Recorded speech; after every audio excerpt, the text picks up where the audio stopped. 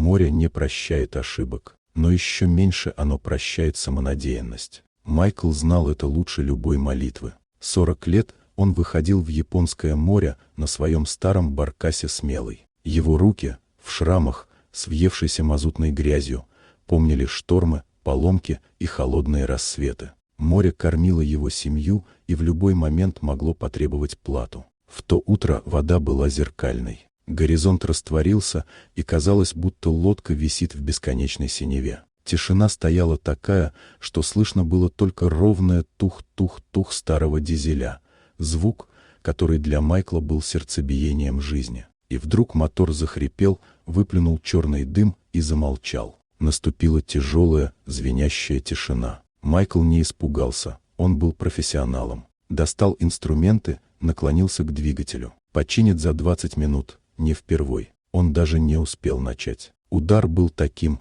будто лодка налетела на подводную скалу. Майкла швырнуло на палубу, инструменты разлетелись. Корпус жалобно затрещал. Он поднял голову и увидел спинной плавник. Огромный, черный, почти 2-метровый. Касатка. Она была одна. 6 тонн силы и точности. Майкл видел таких издалека, но никогда так близко. «Уходи», — прошептал он. Ответом стал новый удар в корму. Лодка качнулась. Майкл схватил багор, готовясь защищаться. Но касатка не пыталась перевернуть баркас. Она уперлась в усиленную часть кормы рядом с винтом мертвого двигателя. И лодка пошла вперед. Сначала медленно, потом быстрее. «Куда ты меня тащишь?» — выдохнул он. Компас показывал в открытый океан, прочь от берега. Час она толкала баркас. Равномерно, упорно. Майкл кричал, пытался отпугнуть ее, потом выбился из сил и просто сел на палубу. В голове стучала одна мысль.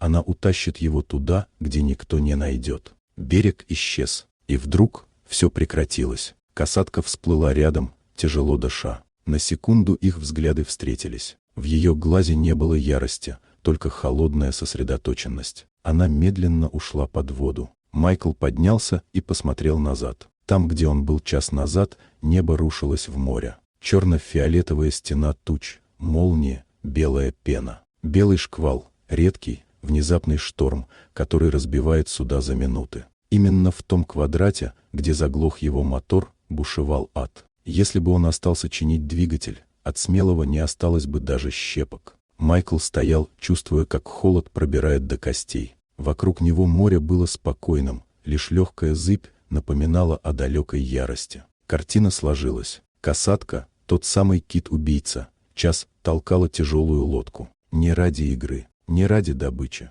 ради того, чтобы увести ее из зоны шторма. Он опустился на колени прямо на грязной палубе. Вспомнил, как пытался ранить ее багром. Стыд обжег сильнее ветра. «Прости», — тихо сказал он в пустоту. Шквал стих так же быстро, как начался. Небо прояснилось. Майкл еще долго сидел молча, потом попробовал завести мотор. Дизель запустился с полоборота. Он достал из рундука банку сгущенки, свой запас на крайний случай, пробил ее ножом и вылил сладкую струю в море. «Спасибо», — сказал он вслух, — «за жизнь и за урок». Лодка медленно пошла к берегу. Майкл возвращался домой другим человеком. В тот день он понял, море не враг и не друг. Оно — сила. А иногда спасение приходит в облике того, кого люди привыкли бояться больше всего.